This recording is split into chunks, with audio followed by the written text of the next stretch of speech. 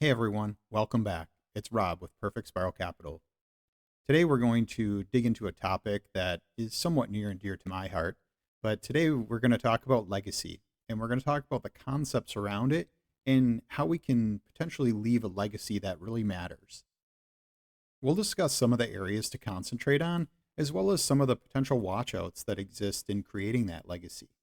Regardless of what you think about leaving a lasting legacy for you or your family, hopefully this video will encourage you to act and maybe even be inspired to take the next steps in creating that legacy for your family in the future. In our first item today, I want you to think about the legacy that you want to leave behind. Will it be based upon your actions? Will it be based upon how you influenced others, how you lived your life? Or is it a purpose that's maybe bigger than yourself and beyond who you are as a person? Obviously, you will have passed on, so in some ways that part might not matter to you. However, I can assure you that the loved ones that you leave behind, the legacy that you choose or maybe will do not choose, that will impact them pretty significantly. So in that case, what type of legacy do you want to leave? I know in my case, being that I'm a Christ follower, having my children follow in that same pathway is extremely important to me. And probably more so than anything else that I could have them do is I want them to be able to follow Christ. Not only is it just my children, but I want my future generations to be able to do that as well. Much of my legacy planning then is really built around that. For any who may have read my book, which is behind me, A Father's Handbook, 21 Strategies to Guide the Next Generations, it's really a guidebook for my children and for fathers and others who really are focused heavily on the power and freedom of a personal relationship with Christ, along with some practical ways to live in a more honorable way and help others create a lasting legacy of their own. Beyond that, I want my future generations to live in freedom. I want my children to be able to live in freedom. And I do that, or am kind of guiding them in that way by providing a number of strategies on, how to think and think critically, and also practical ways to help create freedom in their own lives. Creating a legacy requires a lot of intention. In many ways, it's kind of like creating succession planning for your next generations and how they can take this next step forward from where you left off. All too often today, many people are left starting over. And it's my intention that I want my kids and my future generations to be able to continue to take these steps forward and be in a better position to be successful, not just monetarily, but more so in how they treat and how they help benefit the rest of the world through positive family values that are centered in helping other people. So, in wrapping up this section, it's really important that you determine the type of legacy that you want to leave behind. And that's not an easy task. It is going to take some time. I would highly encourage you to think about it, dwell on it, pray about it, and determine what you want that to look like for your future generations. How do you want that to go? How do you want that to develop for them? Then we can talk about how to potentially implement that. Before we get there, though, I want to talk about sort of the elephant in the room, or the problems to legacy planning and why many people choose or opt not to take the steps needed to create a lasting legacy in their life. Many people have avoided legacy planning. In many cases, it's because nobody did it for them. They haven't been taught or modeled in how to create this process or these steps for their family. In addition, a lot of people don't like to consider how things look without themselves in the picture, meaning that they're in some ways a little afraid of their own mortality. And I totally get it. It's not a fun topic to think about. It's not a fun topic to consider. In the event that somebody chooses not to act, though, I would really like you to consider how selfish that choice may actually be. And think about it from the people that are left behind. Because a person, chose not to act, they could be leaving a wake of frustration and hassles and challenges for the next generations to have to deal with. And that just frankly is not fun. And I certainly empathize with anybody who's had to go through that and feel that pain firsthand. I'm not trying to make anybody upset here about a choice that may or may not have been made. Instead, it's really coming from a point of care and concern. I genuinely feel for individuals who are both faced with creating a legacy or sort of starting out, and also those who've gone through the process of not having it presented to them. If it's feeling really hard or difficult for you, I get it. It's not easy, but there are books, there are tools out there for you to learn, and there's others that do operate in this space that are willing to help you and help you take those next steps to create this process for you and your family and your loved ones so that hopefully it doesn't have to be super painful or super draining because you have some guidance and some guide along the way. So let's talk about another one of the major reasons that a lot of people fail to implement some sort of legacy planning or strategy for their next generations. They a lot of times don't want to leave anything for their children. And the major reason for that is they don't want their kids to be lazy, or they don't want them to become trust fund babies, or they want them to be able to learn lessons along the way. This is where it may get a little bit challenging for you, in that if that were to happen in a lot of cases, generally speaking, the vast amount of blame that really has to be laid in a situation where children squander their inheritance, or they have become trust fund kids, so to speak, is falls at the feet of the parent in almost all cases. And the reason for that is because they didn't take the time to properly educate how to use those funds, how to use the money. They didn't provide an avenue for them to follow and put the right structures in place to make sure that when those decisions were made, there was proper guidance all along the way for those individuals. Now, personally, I feel like the main reason a lot of people say these things is because they've kind of abdicated their own responsibility to properly teach themselves about money. Now, not always, it's not always the case, but they also have abdicated their role to properly teach the next generations about money, about these steps in their lives. And if you disagree with me there, I'd certainly like to hear from you in the comments. But these are situations that, I think a lot of times I've heard people say, and in quite frankly, I feel like it's just coming from a point of fear or inaction on the part of the parent, in that they haven't set up the structure, haven't properly guided the child in the first place. Separately, if these situations are really concerning to you, but you still want to do these things and still want to implement or leave an inheritance, are you aware that there's lots of tools, there's lots of actual structures and concepts that can be implemented to prevent just these types of things from taking place? I mean, it's very true. Like, it can be done. You can set structures in place to help ensure that your child or children don't squander that inheritance. You can make sure that they're both emotionally and situationally ready to be able to take that on and not have it be squandered. There's lots of ways to be able to do that. Much of it comes from you needing to educate yourself so that you can then put the proper structures in place to begin with. And again, these are situations that not everybody likes to think about or deal with. So a lot of times we, meaning, the generation laying out the legacy, tends to abdicate that responsibility and then leaves this gap for the next generation. And that's how things tend to get squandered. So it's really upon us to put those right steps in place in order for those next generations to succeed.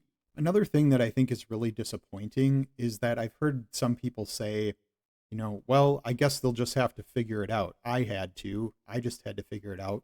Sadly, guess what? Most people don't figure it out, and they don't take what you were hoping they would from their life. And it leaves them in a bad spot, in a hard situation that they might never recover from. When we take the time to start intentionally teaching our next generations, not only about money, but our values, we actually can create a scenario where it doesn't feel so heavy and so frustrating to deal with. In fact, we can actually create a scenario where we can sit side by side, teaching and educating our next generation, our loved ones, and work together side by side to create that plan. And because somebody's invested in it, they also will likely be a lot less likely to squander or waste that inheritance and that plan we are setting up with them to create and exist. Let's talk about creating the right type of entity in which your legacy can perpetuate and begin to happen. So, proper planning really requires structure. It means creation of entities that facilitate you passing on the legacy that you want to leave. I'm not going to go into detail in all of these next items I'm going to cover, but just cover a couple of statements in each of them just to really facilitate the thought process. Creating a sense of purpose beyond what this world tells your children or your family is so critical of being able to structure a lasting legacy because it gives them something bigger than themselves to be a part of. And it's a great, strong foundation for both your children and your next generations to come. The first one here is faith and values. Create a family crest or a mission statement that really embodies what it means to be a member of your family. What does it mean to have your last name? What does your last name mean? Why is that important? Why should somebody have pride in the name that they've been given, both first and their surname? The second item here is education. And this one is super critical. And the reason I say that is when we have proper education about money, when we have proper education about government, about just general areas that we think are important for our next generations to have, we are creating and facilitating an opportunity for them to grow and have this level of understanding that maybe we didn't even think possible. A great example is my children have been able to read books that I didn't discover until well into my 30s or even approaching 40. And they've been able to read those and apply them and understand them in a way that has given them a whole new understanding and a step up within their life. So they're going to be able to act differently and act with more intention because they've been able to read things that were super helpful for their own personal growth. So what I mean by education here is really creating a library of books that you can pass on to your next generation. You can have this library not only as the books themselves, but I would highly recommend that you create a list of why each book is in the library and what your intention in putting it in that library was all about. So that gives some guidance to your next generations about what they can use these books for and how they should maybe be used or thought about. Now, I would also consider you could write this down, so it could certainly be a written list, but I would also encourage you to do video lists. This would be a great way for you to record you with the book to show them, here's why I have this in the library. This is what I want you to take from it. These are simple things that can be done that don't take a whole lot of time, that have a huge lasting impact for your family and your next generations. Part of the reason I bring up this topic of the library and education is it can actually become part of the process within your trust of how your children can even gain access to their inheritance. They may have to fulfill a number of steps to learn and grow in themselves personally before they're able to access their inheritance. These types of things, if we think about it, we take the steps back of what we want it to look like, we can actually create a scenario where our children are way less likely to squander anything because we've taught them. And if we pass too early or too soon, we've given them a playbook that they can follow so that they don't end up losing sight of what's actually important and how to use what we've given them. The third section here is financial. So financial legacy. And it's in this order for a very specific reason. Without the first two items I've talked about, which is, faith and values and education, this one is likely to not be successful simply for the reasons that we've already stated. If someone doesn't have a greater purpose of who they are and what they want to accomplish in their lives, and then lacks the education and the understanding on how to use resources, it's likely going to fail and not end well. With being in the infinite banking space and being an infinite banking concept practitioner, a lot of what I focus on and coach with my clients is all about how to structure and use these dividend paying whole life policies to fund that next generation, but also fund our lives and finance the things we need while we're still alive. Regardless, though, what this structure and this concept is all about is creating a scenario in which we can create a perpetual banking system for our family both while we're alive and into our next generations. It'll actually allow them to operate and finance things without the use or need for a conventional bank. Separately, it also will allow them to operate outside that inflationary banking system as a whole and actually help create long lasting change. It's going to create a situation where our next generations can operate in a banking system that is non inflationary.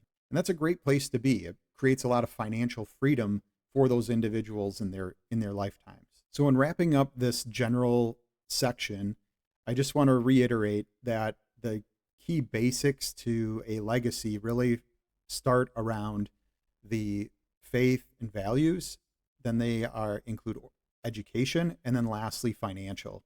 And again, these are just a general framework. This is by no means an exhaustive way to put together a legacy. You know, if you want more details, you could certainly get a copy of my book, but there's lots of other books, lots of other resources out there that will help you structure a trust. They can help you structure a will. There's lots of different resources out there available, and we can certainly talk about those if you'd want to get in touch with me. Lastly, if you've gotten this far in my video and you're thinking, well, it's probably too late for me, I want you to stop right there, because it's never too late. It's never too late to take a stand, reach out to those that you know and love. And one, if you do feel like it's too late, you can acknowledge your mistakes. You can acknowledge put yourself in an area of vulnerability and talk to them about that. One, I think your family is going to highly respect you because you're acknowledging it.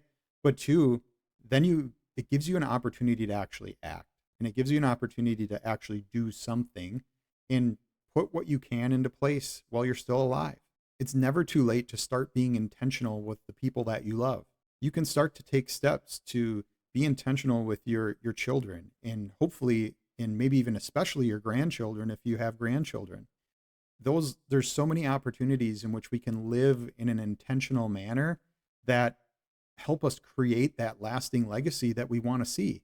And if we focus our efforts, focus our time on those faith and values and educational aspects, all the other stuff will start to take place and take shape because we started forming the right foundations for that next generation and for those future generations to come. Now, again, I'm not speaking as a person who has figured it all out and I know all the right things to do. I've done some research, I've done some reading, taken some steps in my own life. And certainly this is about sharing some of that, but also it's a scenario where I continue to fail forward. When I find opportunities or areas that maybe I didn't do so well, I still have an opportunity to change those, and I can work on that and help take that next step forward. And you should be too. Don't be afraid. Don't think it's too late.